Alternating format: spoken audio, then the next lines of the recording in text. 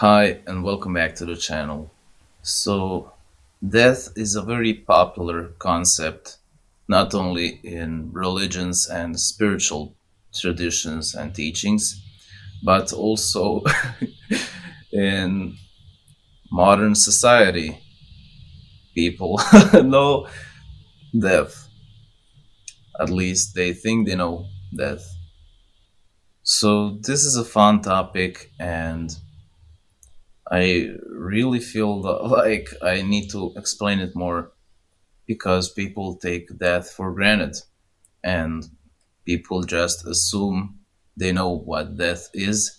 So yeah, might as well might as well shed some light on what death really is and how immortality works, how to uh, become immortal.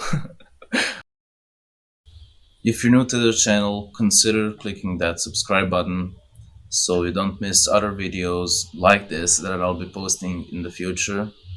And without further ado, let's hop into it. Damn, that sounded weird, but let's hop into it. Okay, well, traditionally there is thought that there are these physical human beings which are alive, and you live about, uh, I don't know, 90 years, something like that, and maybe more, maybe less, but the point is that then you just die and then you don't exist. And first of all, you need to notice that that is a belief because you haven't died yet by your definition, by your definition of death. So you need to admit that that is a belief.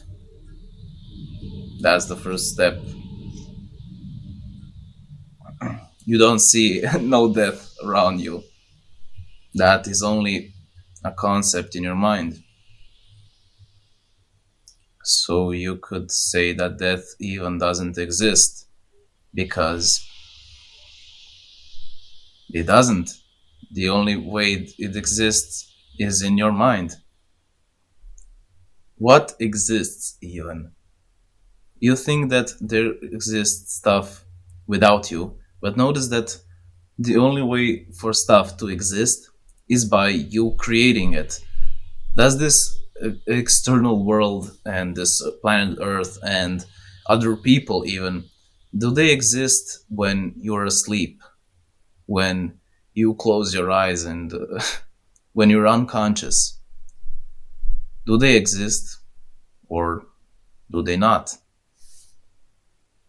Of course, that's an obvious question. They don't exist during that time. Then you might say, but well, they existed but I was asleep. Well, you can only say that from this perspective, where when you're awake and when you're not sleeping and whatever. So notice that for a thing to exist, there needs to be a perceiver, someone who in which mind the stuff exists. If you didn't have ability to uh, see stuff and to experience stuff and to be aware, the stuff wouldn't exist. And that's not a new concept, really. I mean, concept. That's not a new discovery, or um, that's not new. People do know that because science discovered that for your experience to happen, it all happens in your mind. Your mind projects your experience to this external reality. But people think that there has to be this external reality, which then the mind envisions and creates stories about. Like, how can the mind create stories about the external reality if there is no external reality? And as it turns out, there is no layer under the perceptions. The perceptions are the only layer. There only is one layer, consciousness. All else is just a content of consciousness, and you don't have to believe me. That's There is no need for belief. You can notice that there is only consciousness. You're not experiencing the stuff. You're not experiencing the bottle of water. You're experiencing consciousness, which is in this situation identifiable by like a bottle of water. But it's made out of consciousness. It's not made of physical and material stuff or atoms or whatever. So, with that out of the way, you can clearly notice that what death is just absence of the awareness of being, or changing of the experience, changing of the content. If there only is consciousness, then only thing that can change is the content in the consciousness.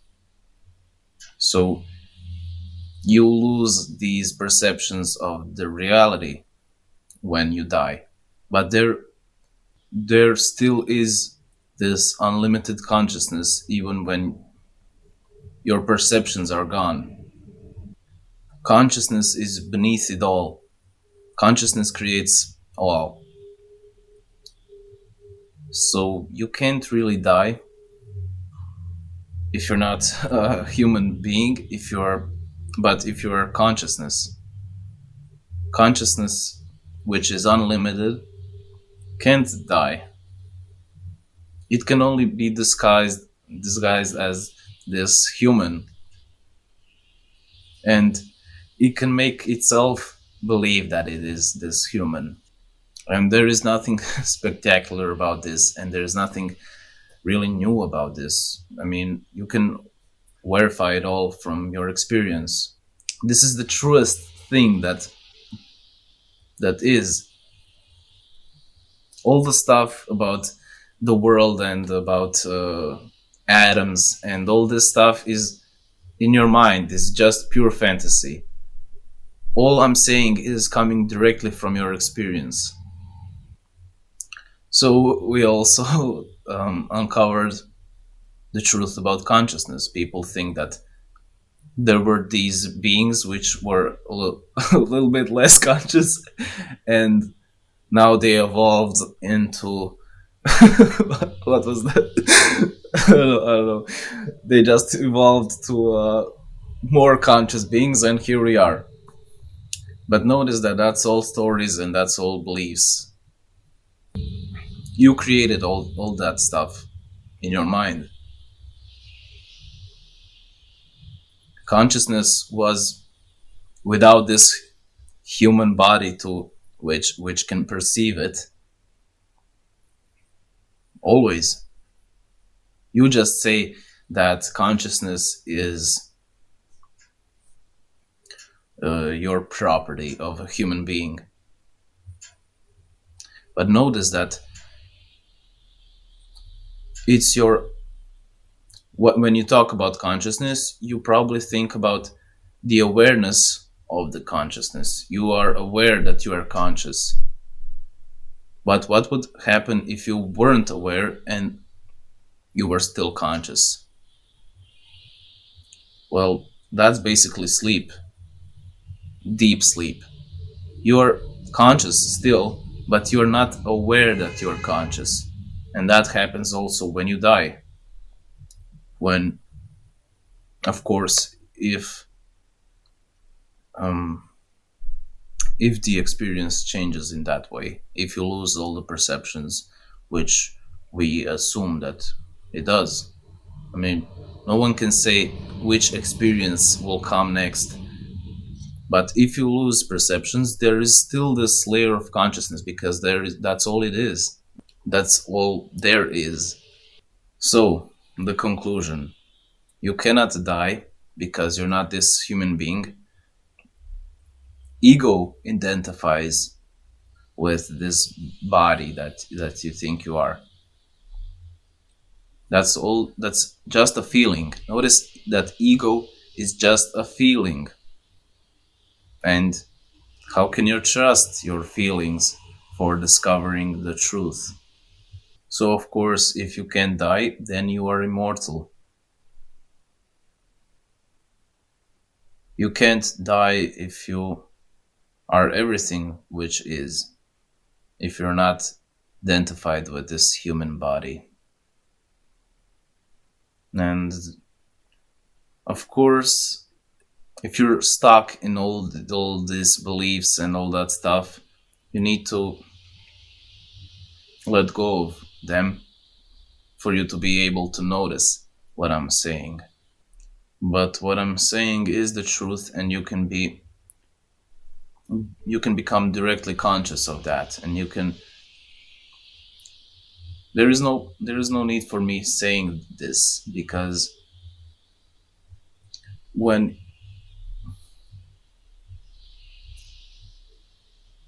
if you're watching this video and I'm convincing you that is wrong, I shouldn't be convincing you. I should be just giving you a different perspective to the reality that you are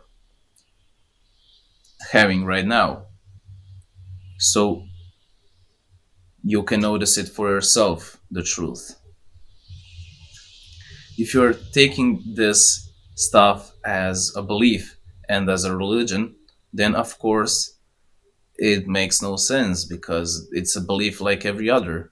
But if you use it as a map or as a guide, and after some time you let go of that as well, then you can know what truly is, and you can see without all the beliefs.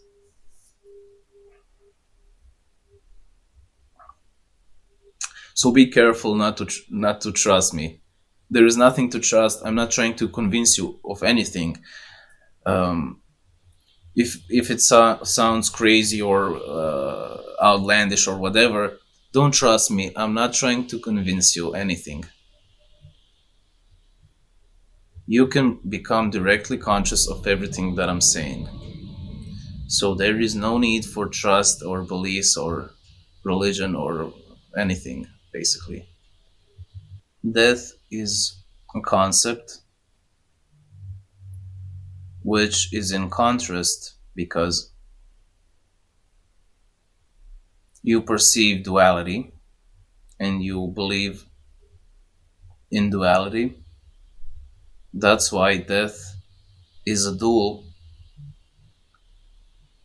concept, of course, because every concept is dual. There has to be death to be the other side of life. If there is life there, then there should be death for duality to work. But if you want to understand reality which is non-dual, death and life will just collapse into one thing.